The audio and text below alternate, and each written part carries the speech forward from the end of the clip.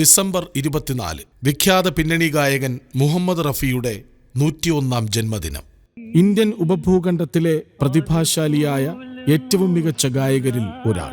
40 വർഷക്കാലം ബോളിവുഡിൽ നിറഞ്ഞുനിന്ന ഗായകൻ. തന്റെ മാസ്മരിക സംഗീതം കൊണ്ട് ആരാധക ഹൃദയങ്ങളിൽ പാട്ടീണത്തിന്റെ രാജകുമാരനായി മാറിയ മുഹമ്മദ് റഫി എന്ന അനുഗ്രഹീത ഗായകൻ, അനശ്വര ഗായകൻ.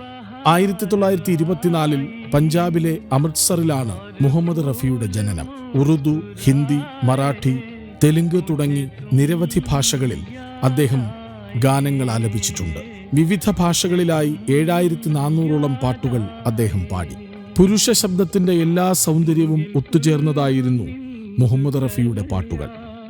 ആരാധകർ റഫിയുടെ ശബ്ദത്തെ ദിവ്യശബ്ദമെന്നാണ് വിശേഷിപ്പിച്ചിരുന്നത്. ഹിന്ദി ഭാഷയിലെ ഗാനങ്ങൾ ഏറ്റവും മനോഹരമായ രീതിയിൽ ആലപിക്കാൻ അദ്ദേഹത്തിന് കഴിഞ്ഞിരുന്നു.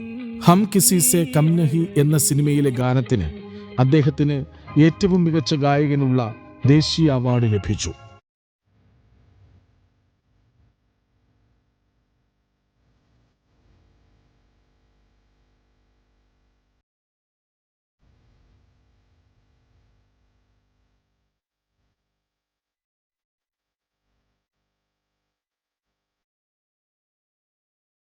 സംഗീതത്തിന്റെ സർവകലാശാല എന്നാണ് പ്രശസ്ത ഗായകൻ ഡോക്ടർ KJ യേശുദാസ് അദ്ദേഹത്തെ വിശേഷിപ്പിച്ചത്.